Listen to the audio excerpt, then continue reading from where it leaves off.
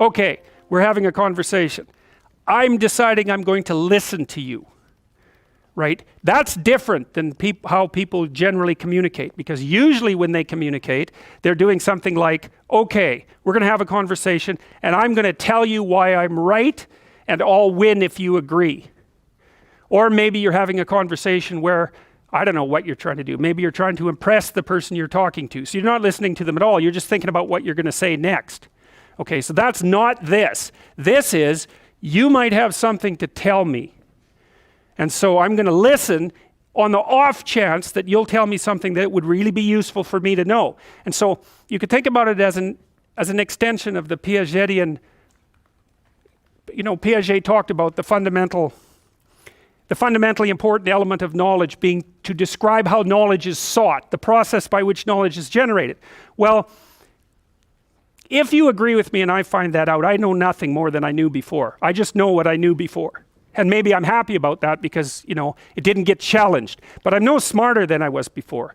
But maybe you're different than me, and so while I'm listening to you, you'll tell me something I don't like. Maybe it's something I find contemptible or difficult, whatever. Maybe you'll tell me something I don't know, and then I won't be quite as stupid. And then maybe I won't run painfully into quite as many things. And that's a really useful thing to know, especially if you live with someone and you're trying to make long-term peace with them, is they're not the same as you. And their way they look at the world and the facts that they pull out of the world aren't the same as your facts. And even though you're going to be overwhelmed with the proclivity to demonstrate that you're right, it is the case that two brains are better than one.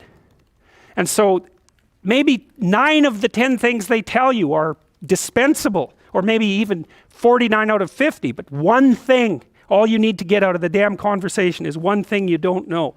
And one of the things that's very cool about a good psychotherapeutic session is that the whole conversation is like that. All you're doing is trying to express the truth of the situation as clearly as possible. That's it. And so now Roger's proposition, and I'll tell you why he derived it, was that if you have a conversation like that with someone, it will make both of you better. It'll make both of you psychologically healthier. So there's an implicit presupposition that the exchange of truth is curative. Well, that's a very cool idea. I mean, it's a very deep idea.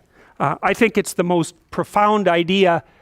It's the idea upon which Western civilization, although not only Western civilization, is actually predicated.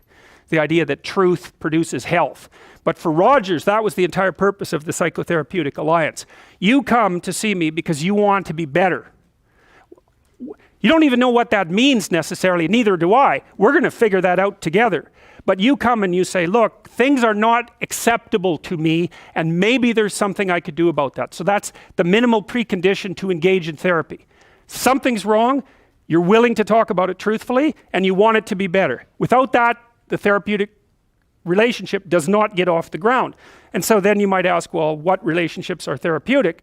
And the answer to that would be, if you have a real relationship, it's therapeutic. If it isn't, what you have is not a relationship. God only knows what you have. You're a slave, they're a tyrant, you're both butting heads with one another. It's a primate dominance hierarchy dispute. Oh, I don't know, you're like two cats in a barrel or two people with their hands around each other's throats. But what you have is not a relationship. So, all right. We may say that the greater the communicated congruence of experience, awareness, and behavior on the part of one individual, that's a reference to the same idea that I was describing with regards to Jung. So let's say you come and talk to me and you want things to go well. Well, I'm going to have to more or less be one thing, because if I'm all over the place, you can't trust any continuity in what I say. There's no reason for you to believe that I'm capable of actually telling you, I'm capable of expressing anything that's true. So the truth is something that emerges as a consequence of getting yourself lined up and beating all the, what would you call, all the impurities out of your soul, for lack of a better word. You have to be integrated for that to happen, and you do that at least in part by wanting to tell the truth. The more the ensuing relationship will involve a tendency towards reciprocal communication with the same qualities. So one of the things, I've been quite influenced by Rogers. One of the things I try to do in my therapeutic sessions is, first of all, to listen, to really listen. And then while I listen, I watch. And while I'm listening, things will happen in my head.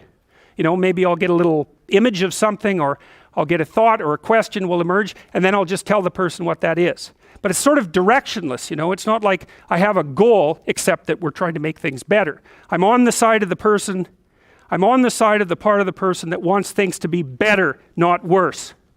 And so then those parts of us have a dialogue, and the consequence of that dialogue is that certain things take place, and then I'll just tell the person what happened. And it isn't that I'm right. That's not the point. The point is that they get to have an hour where someone actually tells them what they think. Here's the impact you're having on me. You know, this is making me angry. This is making me happy. This is really interesting. This reminds me of something that you said an hour ago that I don't quite understand. And the whole point is not for either person to make the proposition or convince the other that their position is correct, but merely to have an exchange of experience about how things are set up. And it's extraordinarily useful for people, because it's often difficult for anyone to find anyone to talk to that will actually listen. And so another thing that's really strange about this listening is that if you listen to people, they will tell you the weirdest bloody things so fast you just cannot believe it. So if you're having a conversation with someone and it's dull, it's because you're stupid. That's why. You're not listening to them properly, because they're weird. They're like wombats or albatrosses or rhinoceroses or something. Like, they're strange creatures. And so if you were actually communicating with them and they were telling you how weird they really are, it would be anything but boring. So, and you can ask questions. That's a really good way of listening. But, you know, one of Rogers' points is, well, you have to be oriented properly in order to listen. And the orientation has to be, look, what I want out of this conversation is that the place we both end up is better than the place we left. That's it. That's what I'm after. And if you're not after that, you got to think, why the hell wouldn't you be after that? What could you possibly be after that would be better than that? You walk away smarter and more well-equipped for the world than you were before you had the conversation, and so does the other person. Well, maybe if you're bitter and resentful and angry and anxious and, you know, generally annoyed at the world, then that isn't what you want. You want the other person to walk away worse, and you too, because you're full of revenge. But, you know, you'll get what you want if you do that. So we know from our research that such empathic understanding, it's already defined that. I want to hear you. I want to hear what you have to say so we can clarify it and move forward. I want to have your best interests in mind, and mine as well, but, you know, both at the same time. And your families too, if we can manage that. We're after making things better. We know from our research that such empathic understanding with a person, not about him, is such an effective approach that it can bring about major changes in personality. Some of you may be feeling that you listen well to people and that you have never seen such results. The chances are very great that you have not been listening in the manner that I've described. Fortunately, I can suggest a little experiment that you can do to test the quality of your understanding. The next time you get into an argument with your wife or your friend or a small group of friends, stop the discussion for a moment and, for an experiment, institute this rule. Each person can speak up for himself only after he has first restated the ideas and feelings of the previous speaker accurately. What accurately means is they have to agree with your restatement.